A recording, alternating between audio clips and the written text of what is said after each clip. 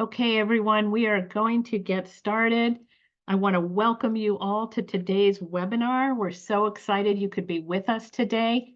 And it's really going to be a wonderful session about an issue we all care about. My name is Judy Brous. I'm the Executive Director of the North American Association for Environmental Education, and just so happy you could be here for the webinar about advancing JEDI, justice, equity, diversity, and inclusion, from bystander to ally to advocate, with Dr. Patricia Morgan, and I will introduce her in a minute.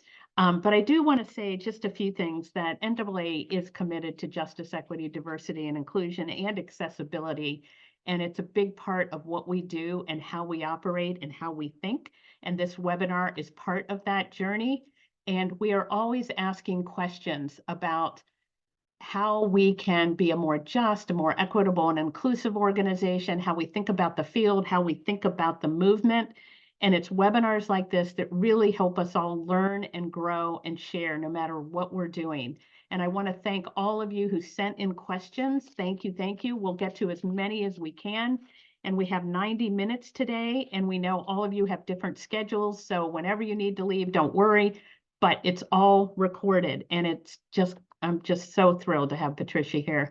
And to keep the discussion going, please join EE Pro and the Equity and Inclusion Group, along with any of the other discussion groups, to keep talking about these critical issues.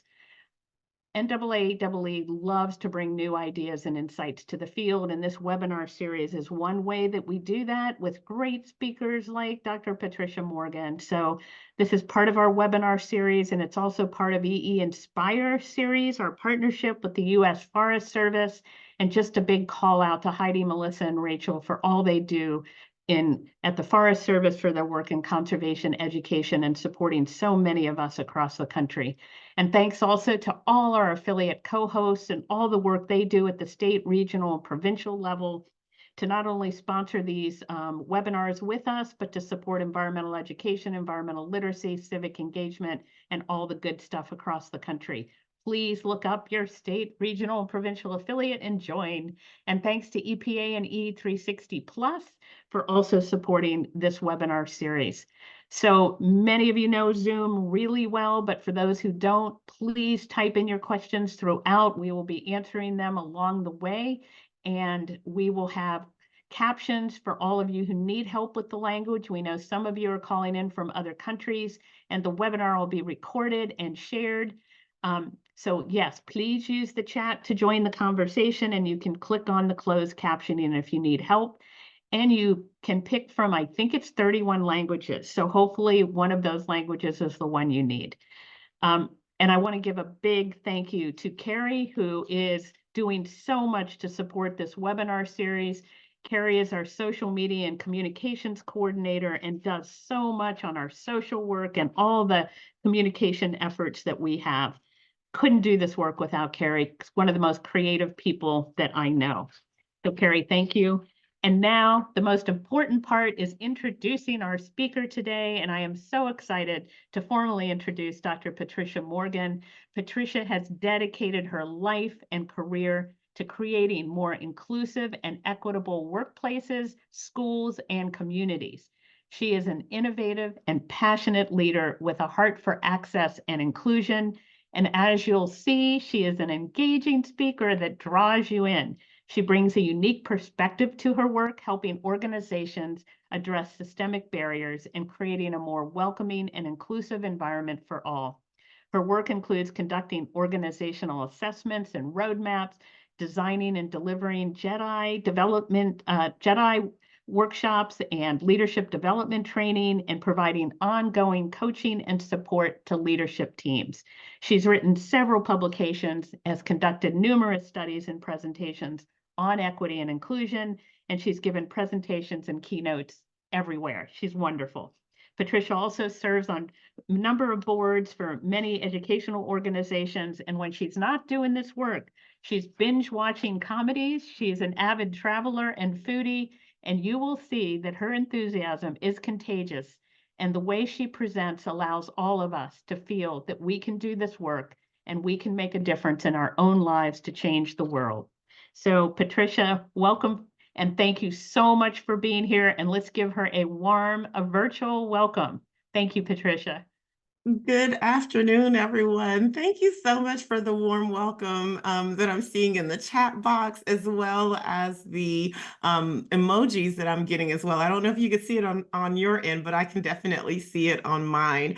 I am so excited to be here today and just to go over just a little bit about myself, because you're probably wondering how I got here and what am I doing talking about justice, equity, diversity, and inclusion. And today we're just going to have a facilitated conversation about ways that we can move from bystander to ally to an advocate and create personal action plans to help us take some deep reflections about our own journey and how we can develop actionable strategies to move along what I call cultural competency continuum. So a little bit about myself. I know Judy shared a lot. One, I got into this work from very personal and selfish reasons. As a young Black girl that was, I guess, a STEM enthusiast, I love all things STEM. I never saw myself reflected in the curriculum, and I wanted to do something about it. So as a little Black girl, when I would open my textbooks and look up different careers and opportunities in STEM, I would always see pictures like this. These are the types of pictures that I witnessed when I open books, and never pictures that look like me or that resonated with me.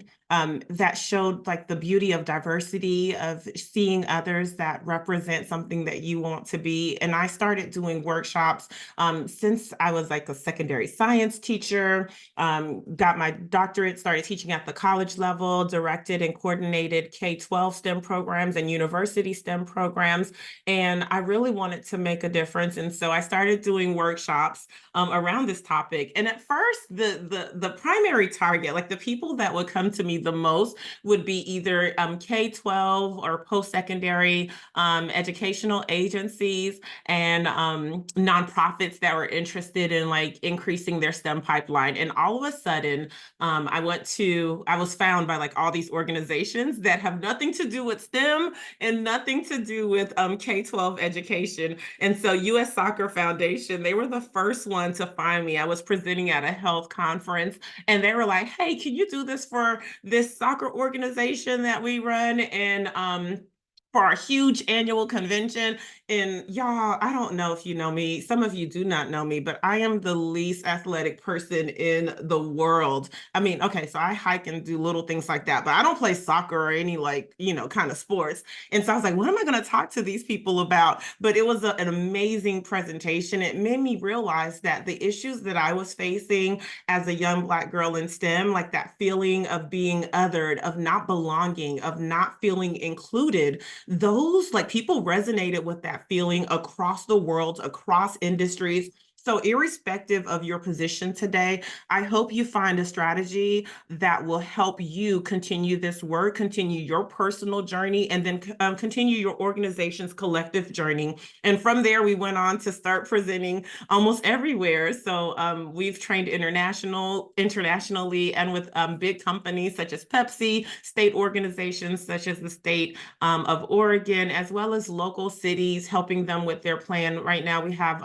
contracts in the city of Boston, in Howard County, in Maryland, Montgomery County, Maryland, and some other places across the Southeast. And so we're so excited to be here today. So what do I want you to get out of today's session? There are three goals that I really want you to focus on, and the things that I will be giving you as little tasks and polls and such, they really align to these three goals. One, I want you to evaluate where you sit on this continuum of learning, where you sit, and it's an individual journey. And some days we're going to wake up and depending on the topic, we're going to be advanced. And sometimes there are going to be some areas that we have a lot of learning to do. And it's not about like, you're not going to get a certificate at the end of a webinar to say that you are culturally proficient now. It's all about our everyday actions and inactions. And so that's going to be the first thing that I want you to walk away with today, that this continuum that I introduce you to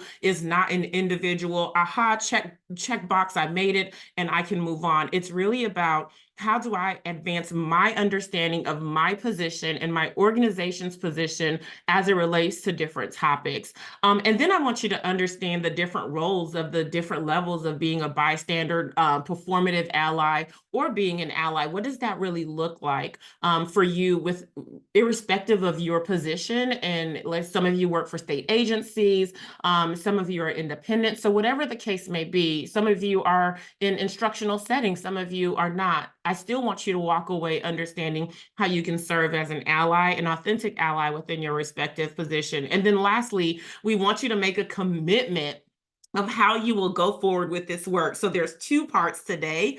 The first part is going to be spotting performative allyship. So what does that entail? What does it look like for me to really not commit, or to commit on paper or a vision statement or a mission statement, but not really live by those values? And the second one is going to be, how do we move away from those performative acts and really talk about ways that we can be authentic allies? And some people, I will admit, say that even allyship is not enough. So I'll tell you the new words. And I don't care about whatever the word is, the buzzword is today or tomorrow. It's really about our actions and inactions. All right, so let's go through a quick primer on and just some quick definitions on what we mean, so that we can have shared understanding, a shared meaning for JEDI, JEDI. So that stands for justice, equity, diversity, and inclusion. I do want to know, before I go into the quick definitions, that some people do not like JEDI. But let me just be real with you, and this is me taking off my facilitator hat and just being Patricia, not Dr. Morgan, but Patricia. I don't care what you call it. You can call it inclusion and diversity. You can call it whatever you want to call it. There's going to be someone that has a problem with it. And so I want to introduce you to why some people have a problem with JEDI. Some people feel that the name is doesn't really represent the nuanced approach that we take to understanding the challenges of justice, equity, diversity, and inclusion. Some people will say that you need to have belonging in there somewhere, so they would advocate for belonging. Some people think that you need to have accessibility there, so they will add an A. Irrespective of what you put, I really want you to walk away saying or knowing that it's not about the title, it's about the work. And so regardless of what you're calling it in your district, because you will receive critiques if you call it JEDI, if you call it DEI, DEIA, DEIB, whatever the case, EDI, whatever the acronym you're using in your respective place. Some people will have an issue with it because it doesn't include what they want. So I just wanted to make sure that you understood that regardless of what you call it, you're going to get some criticism. And the criticism I hear the most about JEDI is that it doesn't really talk about, or it reduces the challenges that we face into a quick acronym, and it really doesn't get to systemic inequities, but it really can if you're really intentional about breaking down the definition. So justice is, how do we respond to inequities, oppressions, othering, and harm that are historically embedded in society? And I'll go a little bit more into that when I show you our model to collective action and collective change. But JEDI is, but the justice in JEDI is really focused on the overall betterment of society. How can our individual actions really come together and we can challenge systems, not just my individual bias, but the systems that perpetuate unequal outcomes for marginalized groups?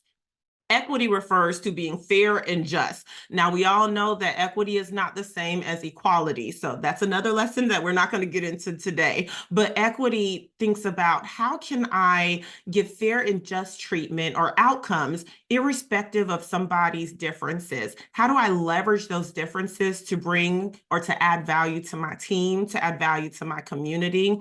And diversity refers to those rich cultural differences that we have among people because of our age, religion, sexual orientation, our background, our education level, even our career choices. And I always like to say that culture is how we do things around here. Diversity it upholds the different ways that we know, that we come to do, and that we come to be. And so to me, that's diversity. And then lastly, inclusion is how do we create spaces? And I don't like saying safe spaces anymore, because I've come to realize that safe is relative. How do I allow for brave spaces so that people feel comfortable and they feel respected because of who they are, because of their cultural background, because of the innovative and different ways that they think, only because they've been exposed to those things. All right, so let's dig in now that we've had some shared definition. Let's dig into the first section, which is really going to be about spotting performative allyship. So in this section, I want you to think about any instances, and I can think of one, where people were really trying to grapple with,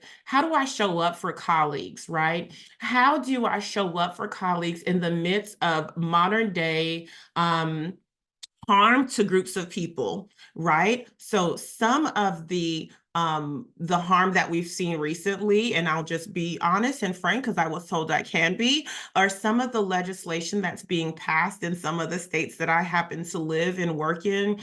So Don't Say Gay in Florida, you know, those are some of the things that I'm seeing that's coming out. The repeal of affirmative action, the murder of BIPOC individuals, the increase in hate crime in 2022 to Asian American and Pacific Islander communities, right? So we are constantly seeing people getting harmed. And I'm just talking about national, but there's a whole bunch of international examples as well. For those of you that are joining us from afar, you know that this is a worldwide issue and not an issue that is specific to the United States. And oftentimes we don't know how to show up for people if those are not our struggles, right? Oftentimes, and I can just speak candid, we're afraid because I don't want to say the wrong thing and get canceled. I don't know where to start. I don't have any support system at my job or in my community or within my family to advocate for myself and for others. And sometimes we just don't say anything because it's literally exhausting.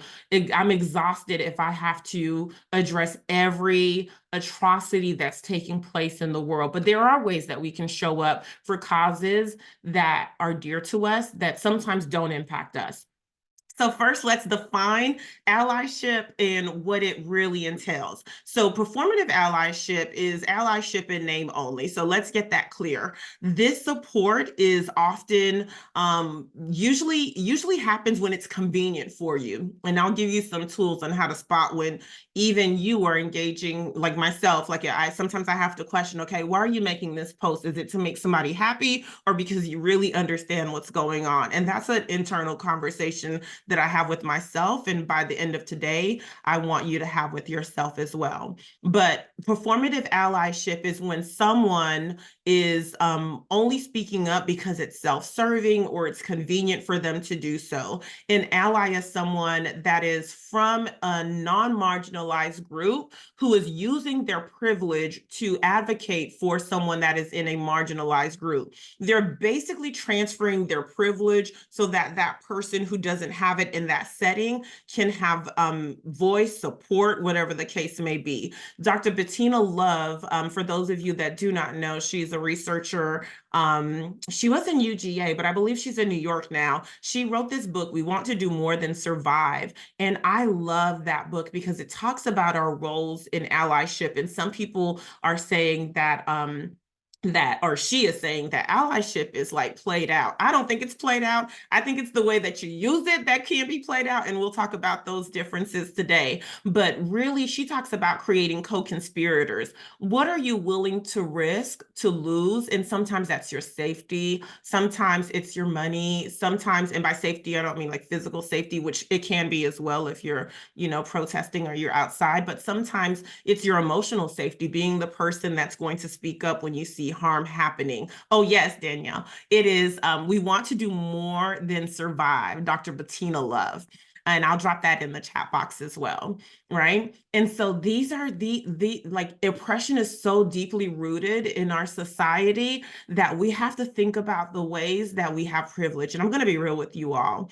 I used to think that I didn't have any privilege. As a Black girl, you know, growing up on free and reduced lunch, my family is from Haiti. I was in the ESOL program, English as a second language, you know, English language learner as a student because of my family background, coming from Haiti. I used to think that I had no privilege until I realized, as an educator, as a university instructor, that there were often times that I was in a position of power and somebody's fate, somebody's destiny to, you know, depended on me speaking up and saying, this is not just, this is not right, this is not right for this group of children, or this is not right for this community. And so I think everyone has access to privilege. And how do we tap into it? How do we not use it as such a dirty word and then we show up for others? So let's do this interactive poll. And you're going to see this poll click up on your screen. So I've given you two definitions of authentic and performative allyship. And there's 5 questions. You may need to scroll down depending on your poll screen. And I want to give you about 3 minutes to answer the poll. There are 5 questions. Tell me if you think that the 5 sample questions are performative, or is it an example of authentic allyship? So you just have 2 options for 5 questions, and I'll play some music while you get that done. Oh, Father, tell me, do we get what we deserve? Oh, we get what we deserve. And where down we go, oh, oh, oh, oh. Oh, where down we go, oh, oh, oh, oh. So where down we go, oh, oh. Right, we have about half of you all are doing it. All right, let's get some more. Oh, yes, we're close to 80% participation. Thomas, come as we all go down. Yeah, but for the folk who my heart. Oh, Amanda, I think I'm a DJ in my head. You should, yeah, Judy will tell you about it. I think I'm a DJ. All right, let's go. We're close to 90%. Yes. All right, Carrie, can you go ahead and release the poll? Let's see what we have if you can. All right, let's see. So number 1, this one is a good one. So hosting diversity trainings at your company, but not implementing policies or culture change. Is that performative or authentic? All right. Yes, that is performative. All right. We need to do more than just host trainings. We need to actually change policy, because if, let's say you go through training at your organization, let's say you're a people leader and you say, hey, it's going to be mandatory for everyone to take implicit bias training, right? But you don't have policies that protect marginalized groups or your staff from experiencing those microaggressions or experiencing those harm that can sometimes be conscious or unconscious, then we have a problem. 2, speaking over marginalized voices rather than amplifying them or making space. This one is tricky, but it is performative. And let me tell you why. It's important that we don't speak for groups that, when we are in positions of power, as best as we can, we invite people to those tables. And I know you're thinking like, oh, what am I going to do? Like, how am I going to get people over here if they're far out, if it's a geographical issue? That's where that justice comes in. That's not just, that's just not the D, E, and I, that's the J. That's ensuring that you change your programs up to tap into those populations that we never get to hear from. So your outreach plan may need a little bit of revamping so you can have people that have not traditionally been represented in your outreach plan. All right. Number 3, calling yourself an ally in your bio, but not taking tangible action to support marginalized groups. Of course, that is performative. And this is really hard because I think there was this point on social media where everybody like had these black boxes, and we were like, okay, so that means that I'm an ally. But what does the black box mean for you? What does it signify? What are you doing after you post your black box or after you post your solidarity statement for whichever group you're working with, right? It's what happens, it's your actions and your inactions that will really move you along that continuum. And we'll talk about more of like what else you can do. So don't worry about some of those strategies. Number 4, oh, yes, policies are not enough. I'm sorry, this chat just came in. If they are not enforced with consequences, absolutely. And sometimes I think especially if you're a people leader on the call, you need to know when to call people in versus calling them out. Because in my experience, what I've learned from doing this work is that there are certain times that I need to call something out. If it is aggressive, like a microaggression that is done intentionally, like let's say that somebody has given you their pronouns and you continue, or a staff member continues to misgender them, there will be moments where I think that it's important to say, hey, Patricia has placed she, they in her profile. That is what we will refer to when we are speaking to Patricia. And there are other times where that person doesn't realize that they're doing something, and you can get more from pulling them aside and saying, hey, do you have a problem? Or do you realize what's going on when you don't address Patricia by her pronouns? You know, there's ways to either call out or call in, but I definitely think if it's like a teachable moment that everyone needs to be aware of, it's the systemic issue, then maybe that's something we need to call out in like a big group meeting, a faculty meeting or such. But if it's something that's like this person, you're seeing that they're either struggling internally or that they know what they're doing and they're trying to cause harm, then that needs to be a one-on-one. Don't make the entire staff go through a training on microaggressions when it's like the one person you know you have to have that tough conversation with. Number 4, challenging inappropriate comments from friends and families. Ooh, this one is tough, but when you do it, especially when no one is watching, that is authentic. And number 5, joining an employee resource group. So, you know, we have all the ERGs, right? That's focused on, let's say, racial equity or whatever the case may be. But you're looking to find active ways to improve your culture. That is authentic. If y'all just meeting and we're not trying to change policy or we're just doing programs, education is good, but remember there's another side to change, and it's more than individual action, it's collective action. Okay, so great job on that poll. All right, Carrie, we can close that one out. All right, so now I want to show you just a quick clip, and because of time, you're going to get the full clip at the end of today's webinar. Carrie is going to drop the resource link, which has the complete video if you want to watch it. But I just absolutely love Lovey's work on being a professional troublemaker. For time, we're only going to watch the first 4 minutes, but the link for the full, I think it's like over 10-minute TED Talk or 8 minutes. You can watch it on YouTube, and I'll drop the link if you want to continue watching. But right now, just really watch this video. And when you're watching it, I want you to think of 2 questions as you're watching it. 1, what stops you from being a professional troublemaker? And what can you do to affect change? Sometimes we think because we're not the CEO, we don't have the ability to change, but you can, okay? All right, so let's play this. And someone told me to go slower. So yes, I can. If I get excited, please remind me and I will try my best to speak slower.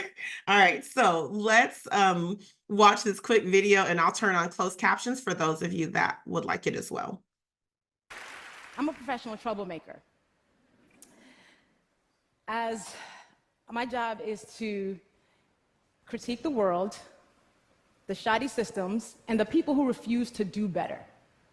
As a writer, as a speaker, as a shady Nigerian, I feel like my purpose is to be this cat. I am the person who's looking at other people like, I need you to fix it. That is me. I want us to leave this world better than we found it. And how I choose to affect change is by speaking up, by being the first, and by being the domino.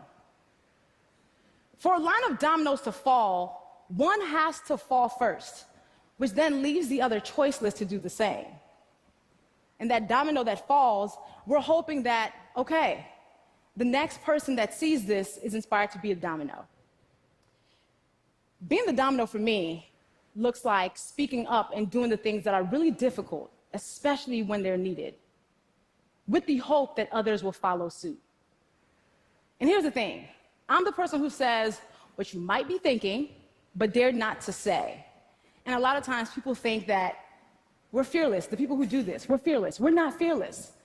We're not unafraid of the consequences or the sacrifices that we have to make by speaking truth to power. What happens is we feel like we have to, because there are too few people in the world willing to be the domino, too few people willing to take that fall. We're not doing it without fear. Now let's talk about fear. I knew exactly what I wanted to be when I grew up. I was like, I'm gonna be a doctor. Dr. Lovey was the dream. I was Doc McStuffins before it was a thing. And I remember when I went to college, my freshman year, I had to take Chemistry 101 for my pre-med major. I got the first and last D of my academic career. So I went to my advisor and I was like, okay, let's drop the pre-med because this doctor thing is not gonna work because I don't even like hospitals. So let's just consider that done for. And that same semester, I started blogging. That was 2003. So as that one dream was ending, another was beginning.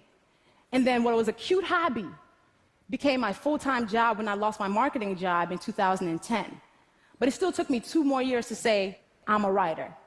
9 years after I started writing before I said, I'm a writer, because I was afraid of what happens without 401ks, without, how am I gonna keep up my shoe habit? That's important to me. So it took me that long to own this thing. That was what my purpose was. And then I realized fear has a very concrete power of keeping us from doing and saying the things that are our purpose. And I was like, you know what? I'm not gonna let fear rule my life. I'm not gonna let fear dictate what I do. And then all these awesome things started happening and dominoes started to fall. So when I realized that, I was like, okay, 2015, I turned 30. It's gonna be my year of do it anyway. Anything that scares me, I'm gonna actively pursue it. So I'm a Capricorn. I like my feet solidly on the ground. I decided to take my first ever solo vacation, and it was out of the country to the Dominican Republic. So on my birthday, what did I do? I went ziplining through the forest of Punta Cana. And for some odd reason, I had on business casual. Don't ask why. And I had an incredible time. Also, I don't like being submerged in water. I like to be, again, on solid ground. So I went to Mexico and swam with dolphins underwater. And then the cool thing that I did also that year that was my mountain was I wrote my book, I'm Judging You, the Do Better Manual. And I had to own that whole writing thing now, right? Yes. But the very anti-me thing that I did that year that scared the crap out of me, I went skydiving. We're about to fall out the plane. I was like, I've done some stupid things in life. This is one of them. And then we come falling down to earth, and I literally lose my breath as I see earth. And I was like, I just fell out of a perfectly good plane on purpose. What is wrong with me? But then I looked down at the beauty, and I was like, this is the best thing I could have done. This is an amazing decision. And I think about the times when I have to speak truth. It feels like I am falling out that plane. It feels like that moment when I'm at the edge of the plane, and I'm like, you shouldn't do this. But then I do it anyway because I realize I have to. Sitting at the edge of that plane and kind of staying on that plane is comfort to me. And I feel like every day that I'm speaking truth against institutions and people who are bigger than me and just forces that are more powerful than me, I feel like I'm falling out of that plane. But I realize comfort is overrated because being quiet is comfortable. Keeping things the way they've been is comfortable. And all comfort has done is maintain the status quo. So we've got to get comfortable with being uncomfortable by speaking these hard truths when they're necessary. All right, and we'll stop it there just because of time. But you have the link to the full video in the resource guide as well as in the chat box. So if you are watching the video and the recording, the link will be placed in the resources guide. So for this task, what I want us to do collectively is I want us to examine these two questions that I have for you, these two group questions that we're going to put on our Padlet. The first question, and you're going to record it. For those of you that have never, like if you've never used the Padlet before, I'll show you how to use it, but we'll answer these two questions. The first one is, often we think that we're powerless in these situations to advance Jedi, right? We're like, well, I'm not the director, I'm not the president, I'm not, you know, I don't write legislation. How can I affect change? But all of us sit in a position of power. We have the power to change our local, you know, chapter or our local community, our sphere of influence, our friends, our family. We have the ability to advance justice within our respective roles and our communities. You don't have to be a CEO in order to affect change. In fact, my barometer for a leader is, will people still follow you without a title, right? And so all of us can be leaders. The second one is, what stops you from being a professional troublemaker and an authentic ally? So if you've never used a Padlet before, oh, somebody's already used it. What you're going to do is click the plus sign right here, or you can drop them in the chat box as well. So put a plus sign, and then you can write your thoughts for each question and hit publish when you're ready to post it. So it is anonymous, but it is public. So you can write whatever you want, but it is public, all right? So take about 4 or 5 minutes. Yep, I'm gonna put the QR code back up for those of you that are joining on your phone so that you can see that, and I will play some music while you get that done, okay? Ah, Mr. Secretary. Mr. Burr, sir. And did you hear the news about good old General Mercer? No. You know Claremont Street? Yeah. They renamed it after him. The Mercer legacy is secure. Sure. And all he had to do was die. Yeah, that's a lot less work. We ought to give it a try. Now how you gonna get your debt plan through? I guess I'm gonna finally have to listen to you. Really? Talk less, smile more, do whatever it takes to get my plan on the Congress floor. Now Madison and Jefferson are merciless. Well, hate the sin, love the sinner. Hamilton. I'm sorry, Burr, I gotta go. But Decisions are happening over dinner. two Virginians and an immigrant walk into a room diametrically opposed foes. They emerge with a compromise, having opened doors that were previously closed. Bros. The immigrant emerges with unprecedented financial power, a system he can shape however he wants. The Virginians emerge with the nation's capital. And here's the pièce de résistance. No one else was in the room where it happened, the room where it happened, the room where it happened. No one else was in the room where it happened, the room where it happened, the room where it happened. No one really knows how the game is played, the art of the trade, how the sausage gets made. We just assume that it happens, but no one else is in the room where it happens. Thomas claims Alexander was on Washington's doorstep one day in distress and disarray. Thomas claims Alexander said, I've nowhere else to turn. and basically begged me to join the fray. Thomas claims I approached Madison and said, I know you hate him, but let's hear what All right, let's see what we have. Oh, these are coming in. These are coming in. Great, great. I'm so excited. So I need to remember not to get too excited because I will start trying to read all of them. So let's call out a couple of them of ways that you can affect change. And it's just what I like to call little old me, right? Oh, no worries if you have internet connections. This is your engagement here is enough. All right, start the conversation. Yes, be that first domino, right? How can you advance change? And that was a question I just saw in the chat box that says, I do a really good job of being a professional troublemaker. However, there are some times where I find it hard to match up my to make my community understand my authenticity and my sincerity. And for that, I will say to the person that posed that question, I believe it was Scott, keep trying. One, you want to make sure that you acknowledge your privilege in those spaces. That will go a long way. That will show people that you are willing to be that first domino that falls, right? You're willing to be the first agent of change. You understand that from your position, you've been taught to do X, Y, and Z, or people may perceive that you hold these assumptions, but you're willing to collaborate authentically so that people can feel safe and brave around you to make change happen. You want to make sure that if you are in a position of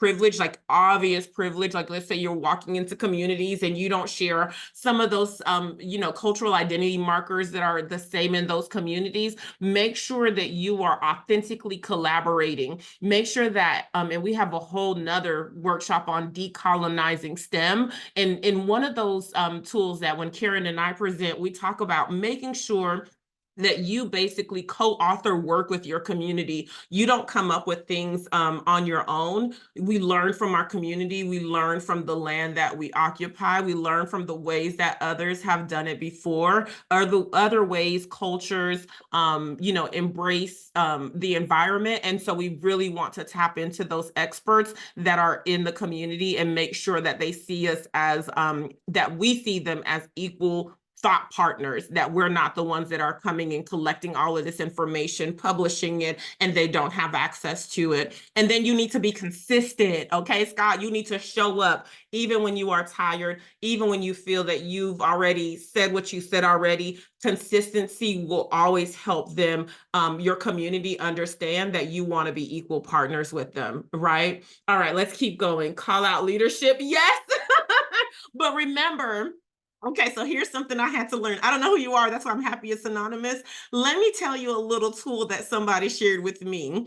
I am a very straight, I'm a Taurus. I'm one of those gals that will tell you how I feel when I feel like it. But I had a good friend that taught me something that I will never forget. And she said, if you lead with tact, you have less to retract. And I said, you know what? I like that. And so every time I think about this right here, I think about my ability to call you in without damaging your ego, without damaging your humanity. And sometimes you have to be careful, as somebody that does this work globally and with varying levels of organizations, from state agencies to, I'm in areas where we're not even supposed to say the word implicit bias. Like I have a contract in Florida. I cannot say the word implicit bias, even though the contract is to train on implicit bias, right? So I have to remember that. How do I want to bring people into the work? If I am coming in ready to call you out, ready to hold you without understanding your readiness level, then I'm damaging that possibility for you to come in, for you to feel safe enough to want to be vulnerable and say, you know what, this is an area that I need your help with. And maybe that could be it. So when you call out your leaders, yes, do it in a manner that allows them to still come back in. Because if we're so harsh, they don't come back in and the work doesn't get done. There are trainers, like people that do the work that I do, and they say, if everybody's happy with you at the end of the webinar, you didn't do your job. And I'm like, well, if everybody's mad at you, nobody's going to do the job anyway. So make sure that you get them to come in. Okay. All right, let's see. Learn publicly. Oh, I like that. Work to make a difference in the little corner of the world. And I love that. My trademark motto for my company, which is like our mission, like it is what I live by, is today's a good day to change the world. I believe that every person has the ability to change the world from their seat. So how can we acknowledge what you bring, the beauty of your diversity, to change outcomes for everyone else? All right. Know when to call out, but know when to call in. Okay, good. All right, unlearn. Yes, we have to unlearn. We have to be intentional about unlearning. All right, and then what stops you? Buy-in. Yes, buy-in from the community. This is a big one. I noticed this in the chat box and over here. Fear of getting it wrong. Oh, y'all, I got the best answer for this one. Here we go. You ready? Here's how this is how I stop myself from being afraid when I'm in these large groups. And I'm like, oh, today could be the day I get canceled, right? Because it's a reality when you do this work. Here's the way that I have been able to sleep at night. I approach this work every day saying that it's not a matter of if I will mess up. It is when. Because if you do this work authentically, you will mess up. It's not a matter of if, it is when.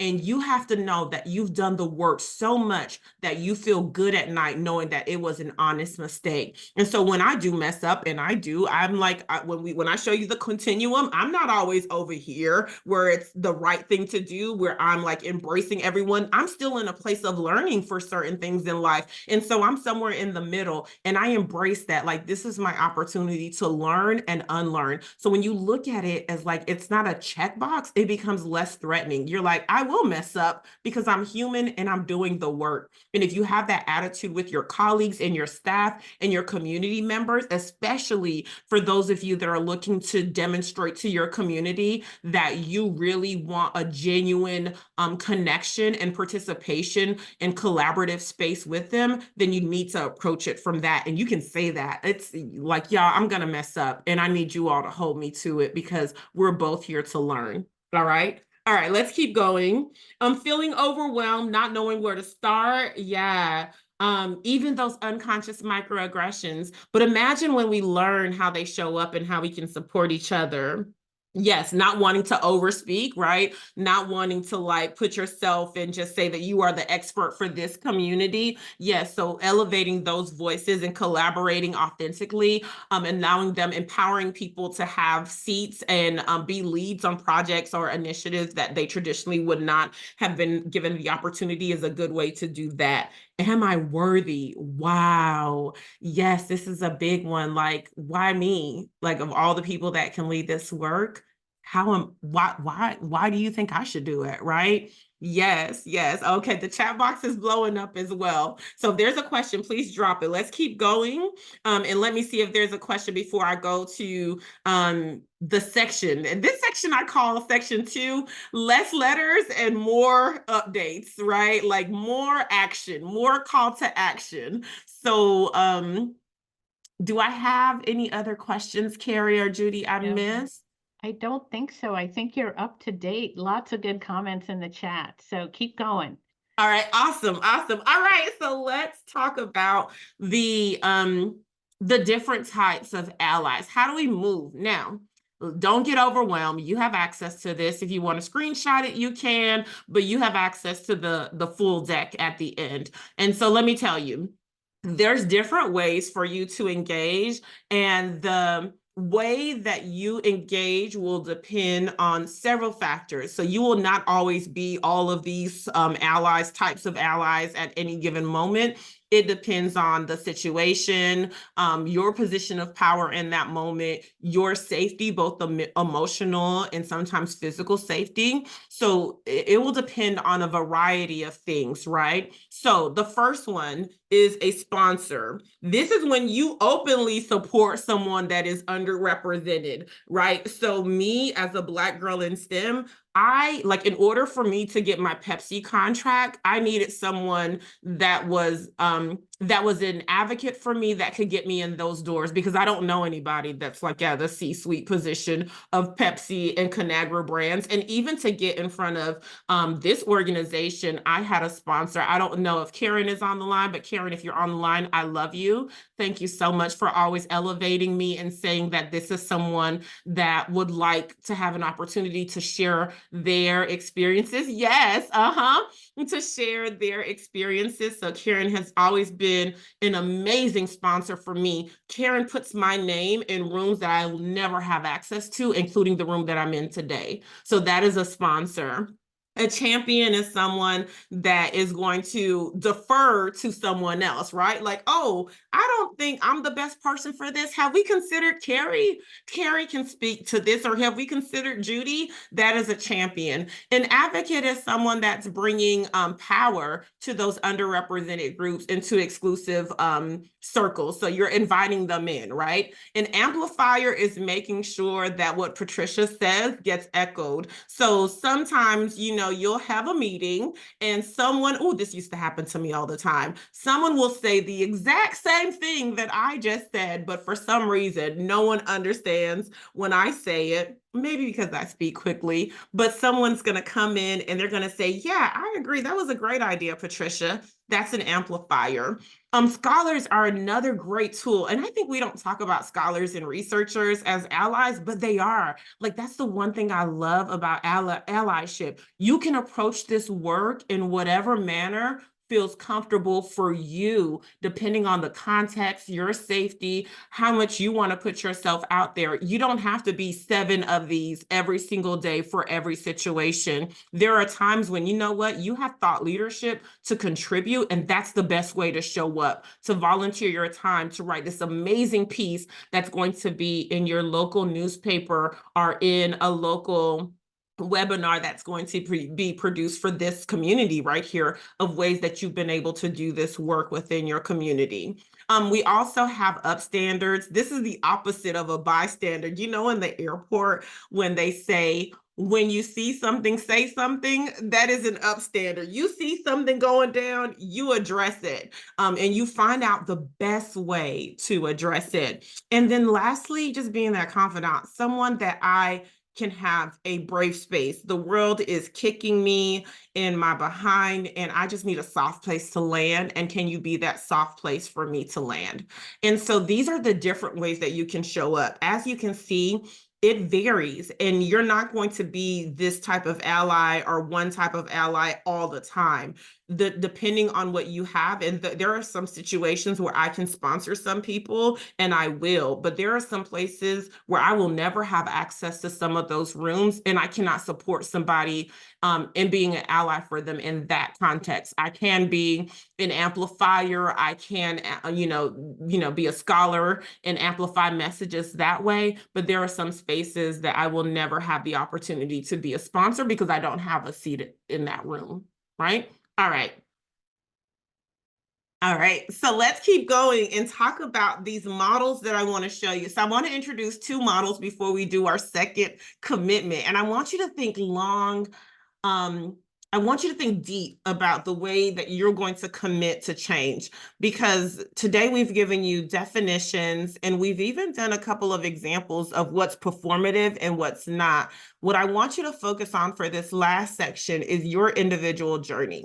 All right. So in your journey, how are you elevating the justice work? That means tearing down forms of inequity, tearing down forms of oppression, whether that be something small or big. So let's look at this model that I've adopted from the National Equity Project, which is also linked in the resources guide. On the left-hand side of the Venn diagram, you have your individual actions that will need to happen for change to happen. So at the individual level, yes, the bias trainings are needed, right? Learning and unlearning is needed because we are all born with biases, right? No one is not born. We are all programmed with biases, right? They are learned and they can be unlearned, but they take some time. Not all biases are bad, by the way. I like to say that because I think we have this natural feeling that like we get this yucky feeling inside when we hear the word implicit bias. And I don't think that we should get alarmed when we hear the word implicit bias, because we all have those conscious and unconscious beliefs that were programmed into us by our upbringing, by the people we know, love, and trust. For the most part, they help us survive, right? Because of biases, we are able to, because of those messages that your brain tells you without you even realizing it, we're able to walk and chew at the same time.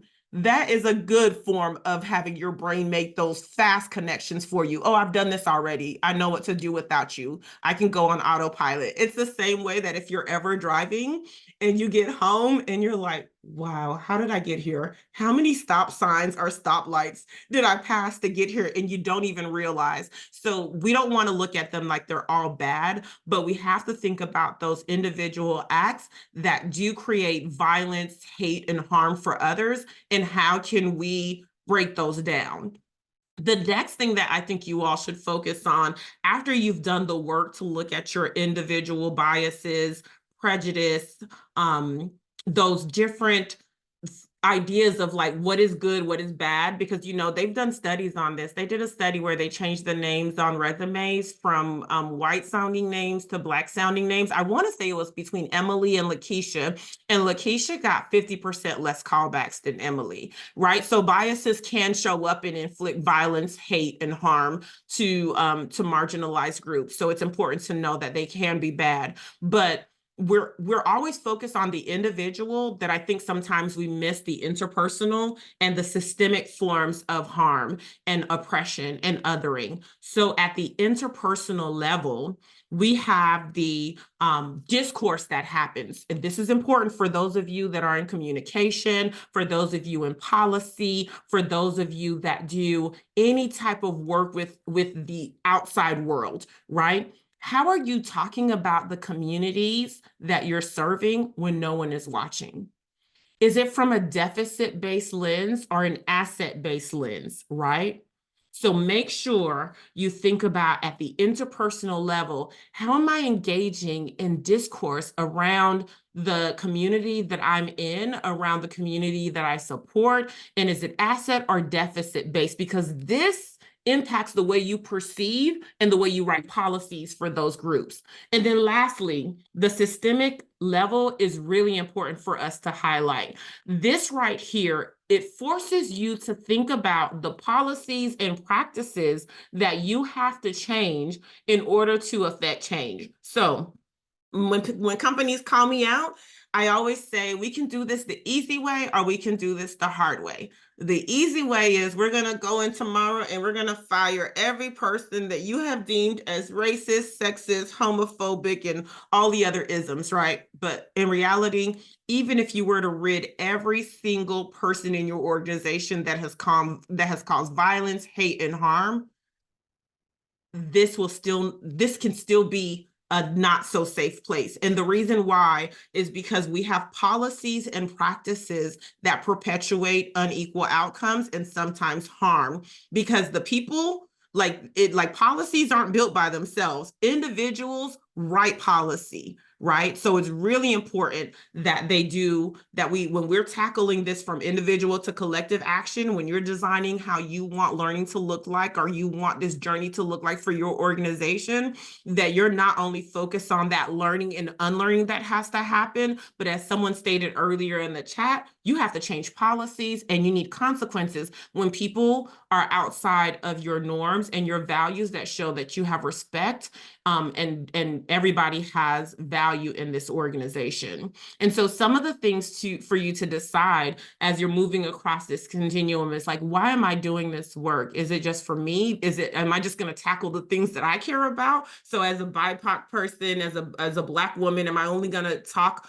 about Black issues? No, like I know that there are more than one issue collectively. This is where intersectionality comes in place that I also need to be aware of.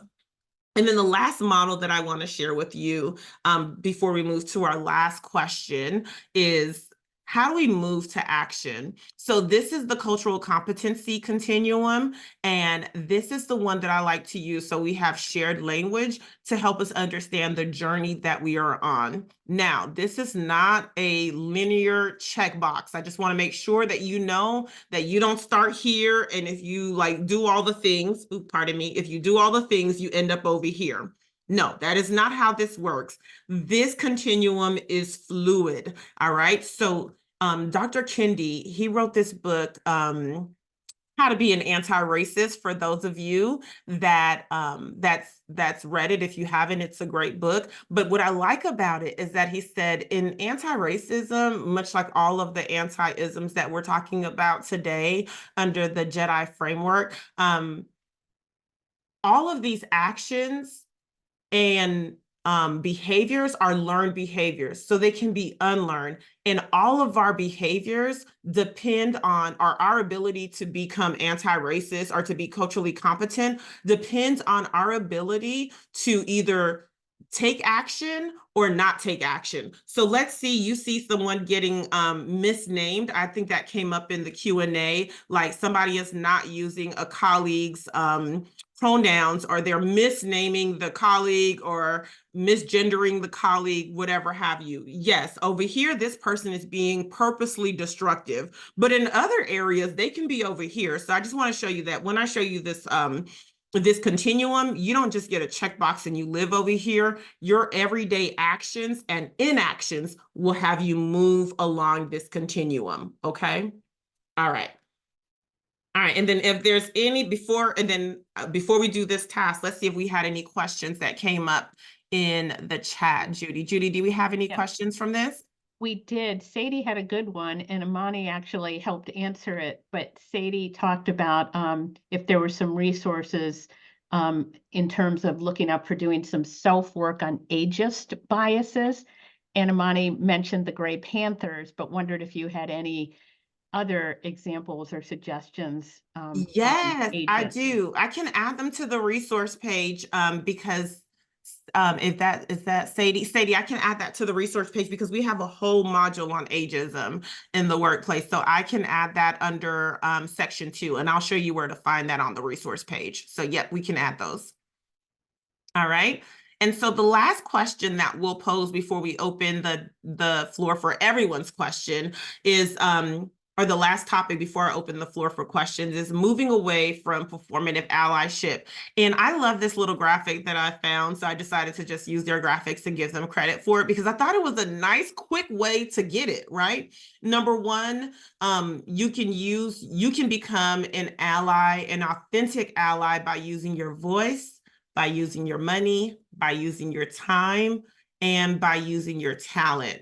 Other ways that I found is a combination of those. Like I use my voice immediately. If I see someone saying something that is very offensive, I take personal ownership so that that person knows that this hurts me. So let's say my uncle on Facebook is making a comment that is against the LGBTQIA community. I'm going to speak up and say, I don't like the way you're using blank term to describe blank. And I'm going to take on personal ownership so they can see that why that bothers me personally and how this is harmful, even if I'm not a member of that community.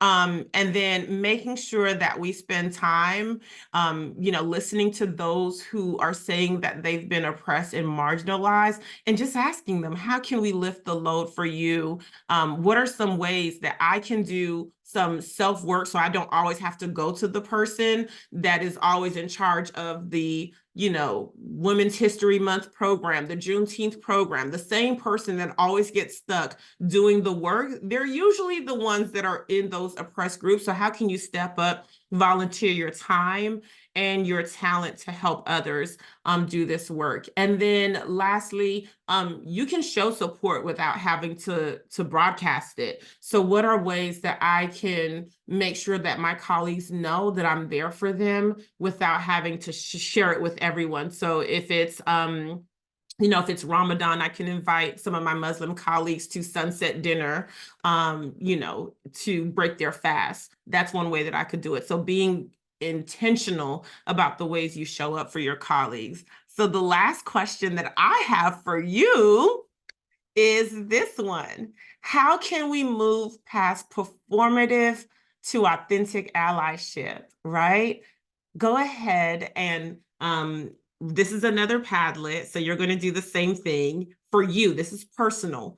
You can either choose to use your voice, your money, your time, or your talent, or a combination of all three. Over the next 30 days, how do you feel that you can use your talent, your time, your voice, or your money to advance JEDI? So I'll give you some time while we play some music. And this will be my last poll, and then we will open it up for questions.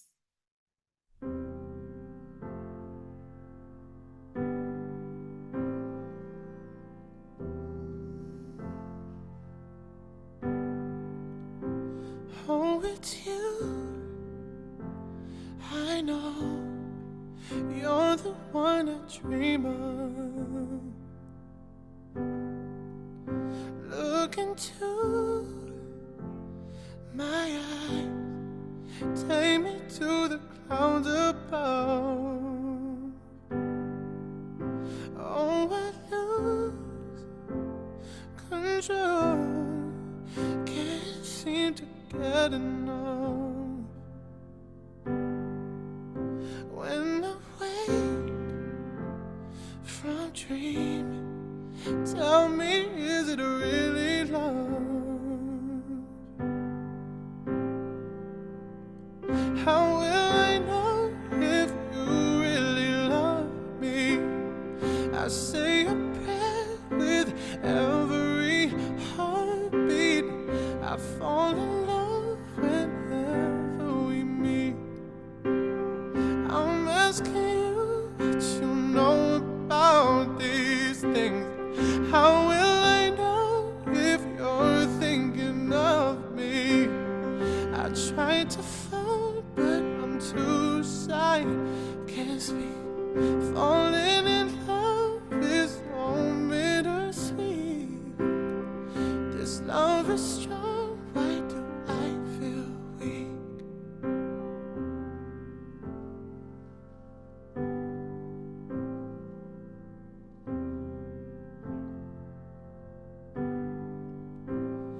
Awake me, I'm shaking. Wish I had you near me now.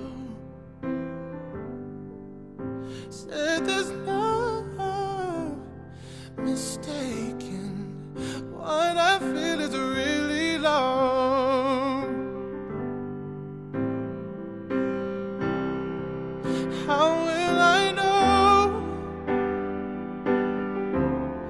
How will I know?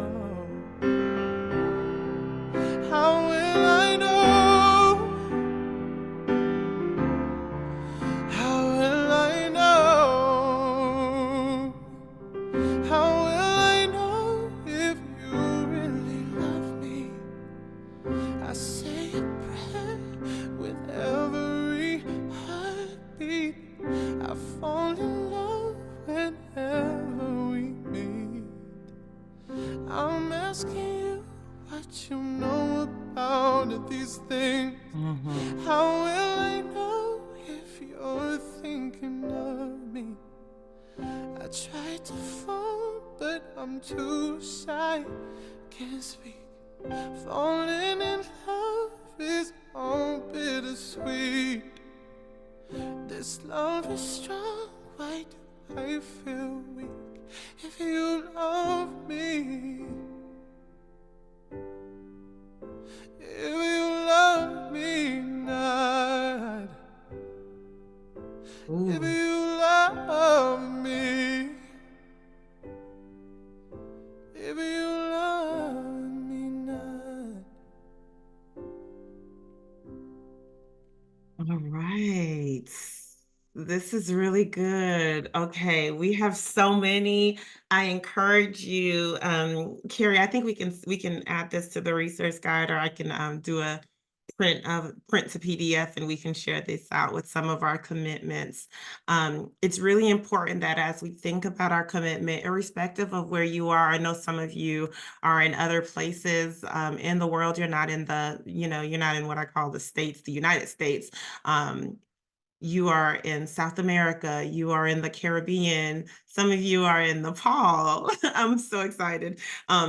So you all are in different places, and I think cultural awareness is very important. Cultural sensitivity, understanding your role as collaborators will be very important as you continue your commitment. How can you integrate with some of their broader efforts that they have? And Imani, I think your question, was it Imani? Franklin, your question resonated with me so deeply because my family is from Haiti, and I used to go to Haiti until the recent turmoil that we've been facing every year. And I think my role looks very different now because of my position of power and how I show up, and making sure that I don't show up now that I have privilege and certain level of power in this global setting, right? That I don't show up as the savior, as someone that has all the answers, and that I'm willing to learn and co-create. And I think that's really important for us to do this. Who can vote them out? Okay, hold on. I missed that first part of the question. All right, who can vote somebody out? All right, so yes, I think it's also important that when you structure your boards, that is a very, I think I missed the beginning of that question, but making sure that you have the right people in place will be imperative as you continue your journey, making sure that people understand that that this can look performative if we're writing statements without considering the the local economy, without considering the supplies and resources that they have, without considering the education and awareness that they have that we do not have, because we always assume this deficit mindset, like we're coming to impart knowledge, we're coming to show you how to do things, but what is there that I can learn from you as well, and we can co-create. Those are really, really important. So making sure, yes, and you need to diversify boards. Sometimes, unfortunately, our boards do not look like the communities that they serve. And how can we be more proactive about making sure that people have opportunities to serve on those boards? And that goes back to your outreach plan, as some of you talked about in the beginning, like really looking at how are you going to tap into communities that have not always had a voice, or communities that have been systemically silenced when it comes to speaking up about policy, practices, advocacy efforts in your respective region. So making sure that you consider all those things as you continue, and that you want to show global solidarity, global support, not that you're coming in to save, okay? Oh, thank you, Imani. Imani dropped some great resources inside the chat box, and someone else dropped a resource about K-12 curriculum that also, I'm trying to scroll up to see if I see it, the K-12 curriculum that also has support showing students how to use their power, their voice to advance equity. So let me give you some resources before we get up out of here, so that you have some ways that you can continue learning on your own, and that you have some strategies in your toolbox to keep going. So these are my tips whenever I feel like I need to do a little bit more. I need to call somebody out or call them in. These are my tools. Number one, I make sure that I recognize and respond to any type of microaggression, any type of harm that I'm witnessing. So in that case, so like Franklin mentioned, if I notice that someone is doing something that seems performative, I will ask them to go deeper. I'll just pose that question: how can we go deeper with this statement? Who should we have at the table to support us in making this decision? And then I also, believe in strategic engagement. You're going to get burnt out if you fight every battle. So you have to pick the battles that you have both the emotional capacity and the energy to want to go there, right? So pick things that you are ready to go there, and that you feel best equipped to fight, that you can make the most impact. Because I've learned a very long time ago that if I try to fight every battle every time, I'm going to burn out, and there's not going to be room for me to continue doing this work. And then you can also, for some of you, you need to start documenting when harm is happening, and making sure that we're pushing for changes, either through policy or procedure within our organization, or within the broader societal lens, making sure that we encourage this coalition for our community to affect change. Next is being proactive with your advocacy, making sure that advocacy is work that everybody feels that they can affect change, that it's not just for legislators, that everybody has a voice and their voice is respected in this community, especially those who have been systemically marginalized. Yes, Sarah, document. And then lastly, sustaining this work will require self-care. I cannot stress this enough. If you get burnt out, who's going to do the work? Right? And so there are things, y'all, that I'm going to be real with you. I'm like, I need time to process this. And people are so quick to ask me, how do you feel about this? How do you feel about this? You're a leader in this space. You do this. And I'm like, I just need time to process that, because if you are taking in all of those things all of the time, you don't have room to process and to take care of yourself. And you cannot pour from an empty cup. I don't care how great you are, you will get burnt out, and the work doesn't get get done. So make sure that you are leaving space for yourself so that the work can get done. When it comes to issues of social justice, these aren't just textbook issues. These are our real lives, and we need to continue the work. And in order to continue this work, or some people say the fight, in order to continue the fight, we actually have to preserve ourselves. We have to show up for ourselves in ways that are meaningful to us. And then these are just some tips, I won't read them all, but these are just some tips to really think about the ways that you can spot performative allyship. And these questions are for you. So don't go asking, colleagues what they think about these questions. These are for you, right? So you care if others know that you're doing it, right? You post these simple messages and log off and go about your day, right? Or it's always reactionary. You know people who are harming, and you refuse to be that first domino and step up and say something. So these are ways that we know that these are like performative habits. How can we be that first domino and speak up? Because you have the opportunity to disrupt inequitable outcomes, okay? And then here's some homework. Because I wish I had all day with you, but I do not. So this is a way that we've made it so that if you are a leader or a department lead or someone that wants to have these conversations within your respective communities, these are some questions that in some cases that we've put together. There are many cases, we can call them scenarios and not necessarily case studies. There's 5 that are available here. And basically have your groups think about ways that they can disrupt inequitable outcomes, right? So we've given you 5 scenarios in which somebody is engaging in harmful behavior. And we want your team to think about how they can step up as an ally to really help the person that is in need in the scenario. So an example of that is you have selective allyship and social activism. There's a community group. However, Mike only cares about the issues that are connected to his personal identity. So have your group think about, why is that performative, right? And what could you do to sway Mike to move along this continuum of learning and this journey? And then my favorite part, the last absolute homework, which is optional as well, are these reflection questions. And they're also in your resource guide. And these are not questions for you to pose to colleagues. These are questions for you individually, right? And this quote is what sparks the question. If you have come here to help me, you are wasting your time. But if you have come because your liberation is bound up with mine, then let us work together. So how can we check ourselves? Am I an ally, a co-conspirator, performative ally, whatever you want to call it?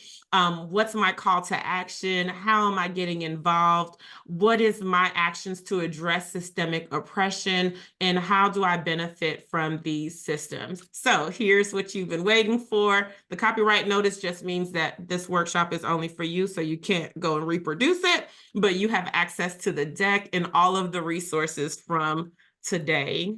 And I'll put the survey link and hand it over to Judy. Patricia, thank you so much. Oh my goodness. I hope you will come back and do some more work with us. Patricia, I just love how you are encouraging all of us to do more in such an inclusive and supportive way, and the whole continuum of learning for all of us. So thank you all, for being here, for the great questions, and Patricia for the interactivity to let us all think more about these important issues. Thank you, thank you, thank you. Let's give Patricia a warm thank you. Here come all the emojis coming up there. I hope you're looking at those. And thanks to all of you again for joining and for your wonderful comments in the chat. Everyone will get the recording, the deck, the chat, because there are a lot of great resources. And Patricia, thanks for all the resources, the music. You just do such a wonderful job. So thank you so much. And thanks everyone. Have a great rest of your day or night. And Franklin, I know you're in Cameroon, so it's pretty late, but thanks everyone.